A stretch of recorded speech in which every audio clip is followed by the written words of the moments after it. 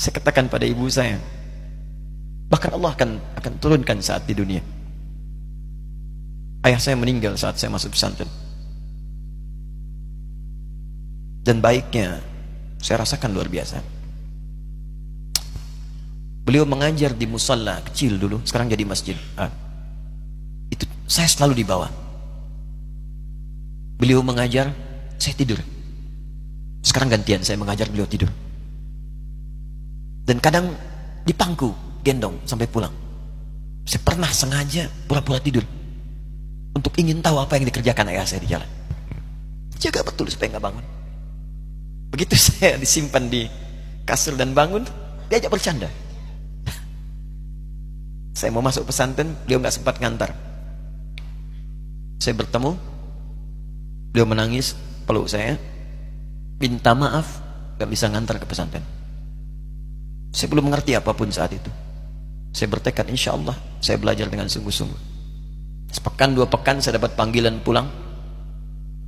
Saya tanya pada kakak saya yang ikut, sekarang ada di sini, di mana ayah? Beliau nggak jawab. Sampai di Bandung, paman saya, beliau sekarang Sekom MUI Jawa Barat, langsung menyampaikan, nampaknya nggak akan terkejar sampai sana, mungkin sudah dimakamkan. Saya ngerti, paham saat itu bahwa beliau telah wafat. Maka saya pulang. Maghrib saya sampai, saya dapati ibu di ruangan tengah. Saya datangi, saya menahan tangis, tidak menangis sedikit pun untuk membahagiakan ibu saya. Saya datang, saya peluk, saya temani tidurnya. Itu pertemuan saya dengan ayah saya terakhir di mimpi. Saya bermimpi melihat sudah pakai kemeja, tersenyum, mendadahi saya. Sudah. Besoknya saya cari ke kamar, ternyata Allahu Akbar, apa yang selama ini saya pelajari di pesantren, kitabnya sudah ada di kamar semua, sudah disiapkan. Saya menangis saat itu. Saya bawa mushaf. Jadi bapak saya, ayah saya, itu bajunya pun saat wafat dibagikan kepada sahabat-sahabatnya. Bajunya, kitab-kitab ini dibagikan. Ibu saya menunjukkan kemudian ada jam yang nanti nak pakai. Saya bilang simpanlah. Saya bawa mushaf. Dengan mushaf itu saya duduk di ruangan tengah, saya menghadap ke kiblat dan saya mohon kepada Allah, ya Allah, saya tak punya kemampuan lagi membahagiakan ayah saya saat hidup di dunia, tapi mohon jadikan setiap huruf dalam Al-Quran ini, ya Allah, pahalanya mengalir untuk ayah saya. Begitu saya bacakan saat itu, tak bisa saya berhenti, dan tiba-tiba langsung masuk ayatnya, artinya, posisinya, nomornya, gak pernah berhenti, masuk. Saya bertekad ingin berbuat baik. Puncaknya saya sekolah. Ibu, ya Allah, saya ingin berbakti pada ibunda saya. Anda tahu apa yang terjadi? Demi Allah saya katakan, ketika Anda bersabar, ibu saya, Bu, Pak, itu krisis 97 Pak. Waktu krisis saya masuk pesantren, saya diberikan sempurna bekal seperti anak-anak lain. Rupanya ibu saya sudah tanya kepada santi-santi, orang tuanya, berapa bekal Anda kasihkan? Dikasih yang paling tinggi itu dikasihkan pada kami tiap bulan. Saya terima. 1 kali libur saya pulang dari jauh, ibu saya tersenyum melihat sedang jemur pakaian lihat saya. Begitu saya tiba, kaget saya. Kok pakaian ibu saya, pakaiannya nggak cocok dipakai gitu. Ini bukan pakaian ibu saya, kayak kain pel lah kalau sekarang. Saya masuk ke rumah, saya kejar, saya buka pakaiannya, lemarinya, saya nggak temukan sedikit pun. Saya kejar kakak saya, dia sudah siapkan makan. Kak perempuan kami yang kedua, mana pakaian ibu saya? Perhatikan jawabannya. Dia menangis saat itu. Dia bilang, mama itu telah menjual semua perhiasan dan pakaiannya untuk pendidikan kamu. Jual. Untuk kita, kan? Jual. Dan bertahan dengan 150.000 per bulan saat krisis. Jadi rupanya ibu saya itu makan nasi sehari cuma sekali. Beliau mengajar. Di berangkat sekolah itu cuma makan pisang, minum kopi, makan nasinya malam. Saya bilang, ya Allah, saya akan ganti baju ibu saya dengan kain ihram dan saya gandeng tangannya di Masjidil Haram.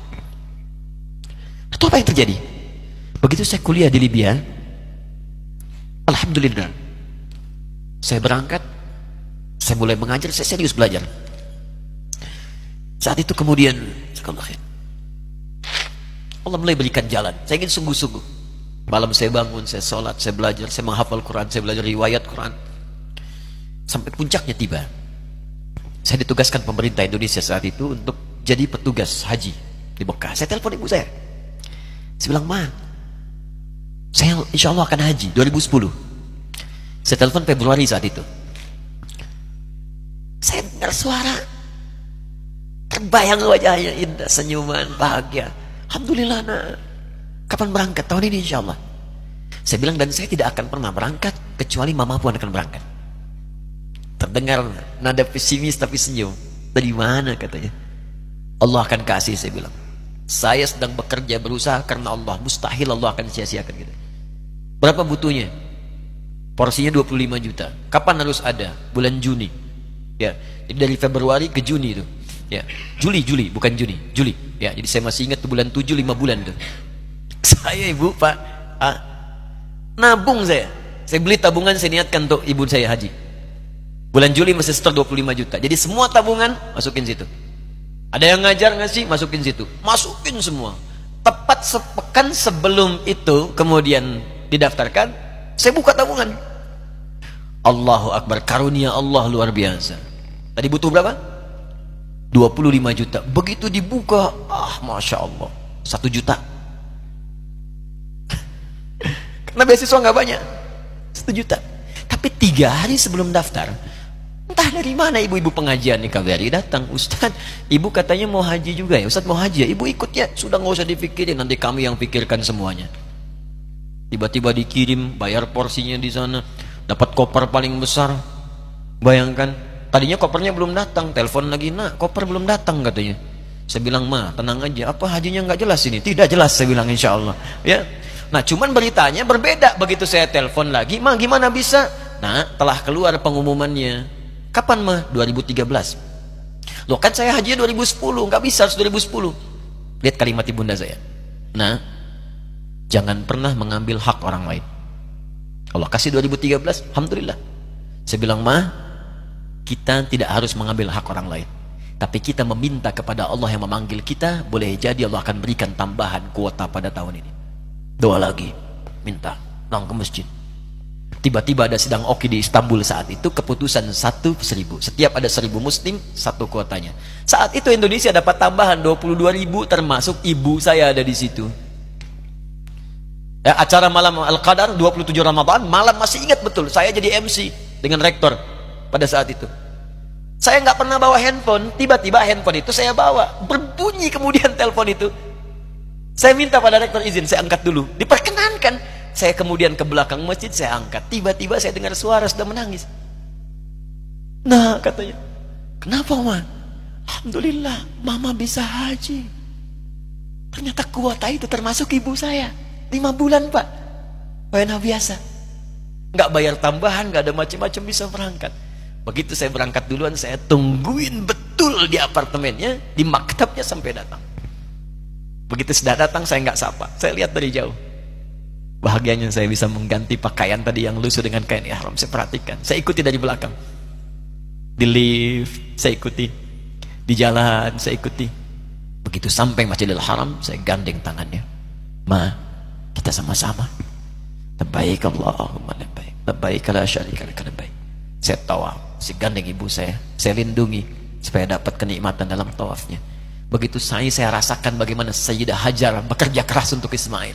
Saya balas di situ. Saya gandeng tangan yang kanan. Saya minta pada Allah, muliakan ibu saya, ya Allah, muliakan ibu saya, muliakan. Berikan saya kesempatan membahagiakannya. Cuman yang kanan digandeng, yang kiri kosong. Karena sudah tidak ada. Jadi ketika Anda belajar pun untuk menjadi ulama, Allah akan muliakan Anda. Orang tua Anda akan dapat bagiannya. Yang hafal Quran itu Musa, yang bisa haji bapak ibunya. Kemarin saya jadi Amirul Hajj dari kedutaan Saudi berangkat, membawai 350 orang rombongan. Siapa yang saya bawa? Ahli Quran yang hafal Quran, anak-anaknya. Ahmad Kamil yang haji, pengajarnya, murabbinya, ibunya, temannya, banyak yang berangkat. Yang berangkat siapa? Calon ulama. Dijadi ulama itu jangankan sudah jadi, kalau benar caranya, baru bergerak pun Allah pasti akan jaga. Kalau benar caranya. Di satu pertanyaan tadi, pilih mana orang soleh atau ulama? Jangan pisahkan. Karena jadi ulama itu adalah tingkat tertinggi bagian dari orang saleh. Jadi mesti ada yang jadilah di keluarga.